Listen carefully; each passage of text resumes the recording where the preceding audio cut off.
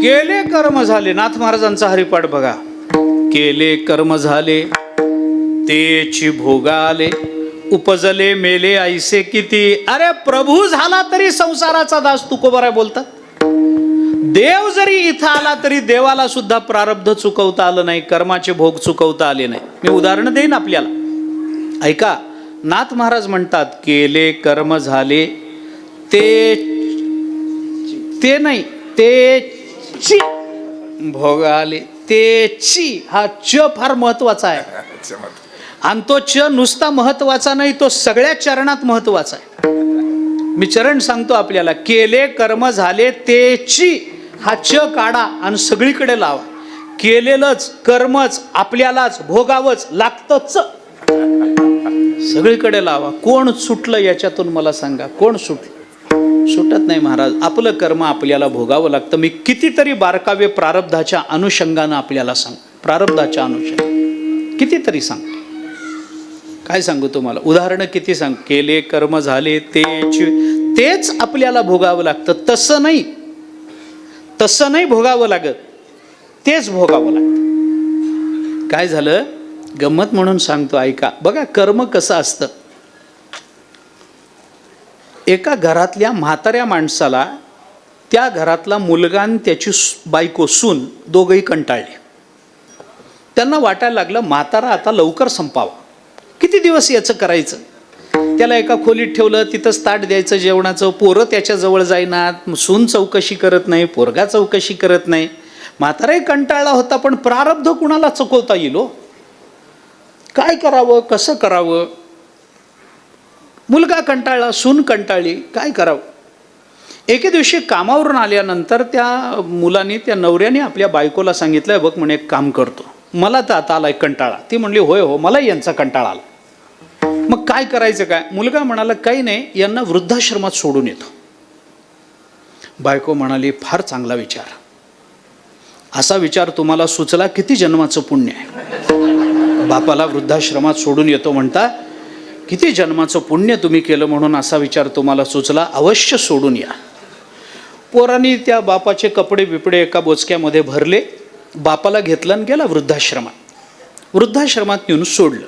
काय असतं, म्हातारी माणसं मांजरं तुम्ही किती लांब सोडून या, किती लांब सोडून या. आपण घरी यायच्या आत आपल्या स्वागताला हजर.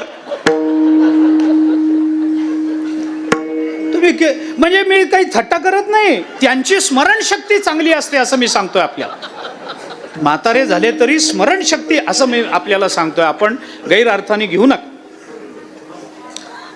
किती आमच्याकडे महाराज एका माणसाने मांजर पाळलं. मांजर झालं म्हातारं, त्याला चालता येईना, पळता येईना, ते एका जागी बसून राहायला लागलं. तो घरात ज्याने पाळलं होतं तो कंटाळला. त्याला वाटलं हे मांजर आता घरातून काढलं पाहिजे, म्हणून त्याने त्या मांजरीला एका पोत्यामध्ये गुंडाळलं, सायकलला अडकून लांब जंगलामध्ये गेला आणि रस्ता चुकला. मांजरीच्या मागे आला तेव्हा घर सापडलं. हा असं होतं ना. आता हा म्हणाला मी सोडून येतो बापाला. कुठलं सोडून येतो, हा घरी यायच्या तर बाप घरी हजर. काय करावं कळे ना.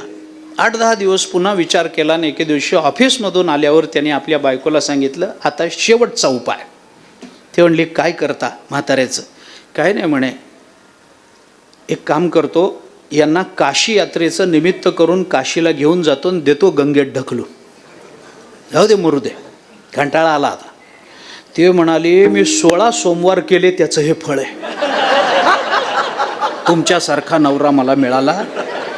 काय अद्वितीय विचारसरणी, केवढा अलौकिक लांबचा विचार करता. जा म्हणे जा. म्हातारा तो मुलगा बापाकडे गेला म्हाताऱ्याकडे आणि त्याला सांगितलं बाबा तुम्ही काशीला जायचं म्हणत होते ना, चला निघू आपण. म्हाताऱ्याला कळे ना, रोज ऑफिसमधून आल्यावर शिव्या घालणारा मुलगा आज काशीला जायचं विचारतो, ही गंगा उलटी कशी वाहत आली इथंच. म्हाताऱ्याच्या लक्षात आलं. तो म्हणाला तोही कंटाळलाच होता. अहो एवढे शिव्या शाप खाऊन त्या घरामध्ये जगणार कोणत्या माणसाला आनंद वाटेल मला सांगा ना. मुलं जवळ येत नाहीत, नातवंड जवळ येत नाहीत, कोणी नीट धड बोलत नाही, धड जेवण मिळत नाही. ज्या माणसाने आपल्या हाडाची काडं करून रक्ताचं पाणी करून ते घर उभं केलेलं असतं, त्याच घरामध्ये त्याचा अपमान होत असेल तर म्हाताऱ्या माणसाला तरी काय आनंद राहतो त्या घरामध्ये राहण्याचा आणि जगण्याचा. संभावितस्य चा कीर्तिर्मरणादतिरिच्यते. मरण परवडतं अशा लोकांना. तो म्हणाला हरकत नाही, गंगेला जायचं ना, चला मी बॅग भरतो. पोरगा म्हणाला बॅग काय, ज्याला परत आणायचंय त्याला बॅग लागते, ज्याला आणायचंच नाही त्याला बॅग काय करायची. तो म्हणाला नाही नाही बॅग काय करायचं, जाऊ आपण. तो म्हणाला नाही मला लागेल. त्याने ते रेल्वेमध्ये बसले. रात्री 2 वाजता रेल्वे पोचली काशीमध्ये. काशीमध्ये पोचली. आता पोराने असा विचार केला की आता कुठंतरी जायचं. बाप म्हणाला कुठल्या तरी धर्मशाळेत राहू, सकाळी उठू, गंगा स्नान करू, विश्वेश्वराचं दर्शन करू, संध्याकाळच्या गाडीनं परत येऊ. आता पोराला वाटलं हा परतीची भाषा करायला लागला ना. पोरग म्हणाला असं नाही बाबा, सकाळी कुठं जाता, काशीचा नियम आहे, ज्या वेळेला काशीत आलं त्या वेळेला गंगा स्नानाला. यांना शास्त्र एक बरं माहिती असतं, त्या वेळेला स्नानाला. पोराने विचार केला आता सकाळी उठून गंगेवर जाऊन जर यांना ढकलून दिलं तर गंगेवर स्नान करणारे हजारो भाविक असतात, कुणीतरी हात धरून बाहेर काढलच ना वाहत जाणाऱ्या माणसाला. आता गंगा निर्मनुष्य रात्री 2 वाजता. आता नेऊन ढकलून दिलं, आरडाओरडा केला तर सगळी माणसं घराघरामध्ये झोपलेली. गंगा निर्मनुष्य घाट सगळा, नेऊ कुठंतरी देऊ ढकलून. तो म्हणाला नाही नाही आत्ताच जायचं स्नानाला. बरं, बापाला घेऊन गंगेवर रात्री 2 वाजता स्नानाला गेलो पोरग. बाप तरी म्हणाला मी काठावर बसून आंघोळ करतो तुझं. तो म्हणला नाही नाही, शास्त्र आहे, तीर्थस्नानाचं पुण्य मिळायचं असेल तर तीर्थाचं पाणी नाभीप्रमाण पाणी लागतं, आपल्या नाभीपर्यंत पाणी असावं लागतं. गुडघाभर पाण्यात बसून पुण्य मिळत नाही, कमीत कमी नाभीप्रमाण पाणी लागतं. चला मध्ये मी आहे ना, तुम्ही का काळजी करता. बाप म्हणाला तू आहेस म्हणून तर काळजी करतो, दुसरा असता तर आनंदानं स्नान करून आलो असतो, तू आहेस म्हणून तर भीती वाटते. नाही नाही मी आहे. चला, बापाला हाताला धरलं, गंगेत नेलं, नाभी झालं, छातीपर्यंत पाणी आलं, गळ्यापर्यंत पाणी आलं, कानापर्यंत पाणी चढलं. बाप म्हणाला आता करून नाही, थोडं पुढं चला, थोडं जरा स्वच्छ पाणी आहे, स्वच्छ पाणी आहे. थोडं पुढं नेलं, बघितलं प्रवाह वेगाचा आहे, खोल पाणी आहे. आता ढकलून दिलं तर बाप परत यायची शक्यता नाही. तिथपर्यंत गेला, बापाला तिथपर्यंत नेलं. आता ढकलायचं म्हणून त्या बापाच्या खांद्याला धरलं, ढकलून देणार. बापाच्या अंगात काय ताकद आली देव जाणे. त्यांनी त्याचे जे 2 हात धरून ठेवले, सोडता सोडाना महाराज. हात धरून ठेवले महाराज, सोडता सोडाना. काय करावं. पोरग कंटाळत ते म्हणाल बाबा सोडा तुम्ही माझे हात, मी तुम्हाला ढकलून द्यायला आणलंय, आम्हाला नकोय तुम्ही आमच्या घरामध्ये, आम्ही कंटाळलो तुम्हाला, मला ढकलून द्यायचंय तुम्हाला. बाप म्हणाला खुशाल ढकल, मला तरी तुझ्या घरामध्ये राहून अपमानित जीवन जगण्यापेक्षा मरण परवडतं. गंगेत मेलो तर मोक्ष तरी मिळत. काय तुझ्या घरामध्ये, मलाही जगायचं नाहीच आहे, मग सोडा ना माझे हात. बाप म्हणाला माझी शेवटी तेवढी मान्य कर, शेवटी एक मागतो तेवढं दे. पोरग म्हणाला आता काय मागता, आता कसली.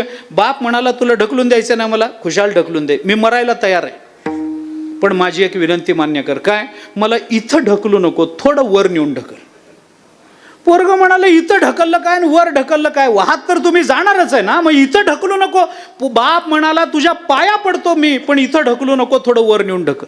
पोरगा म्हणाला कशा करता इथं ढकलू नको. बाप म्हणाला कारण मी माझ्या बापाला इथंच ढकललं होतं म्हणून. केले कर्म झाले त्याची भोगा आले, उपजले मेले ऐसे केले, उपजले मेले ऐसे केले, त्याची भोगा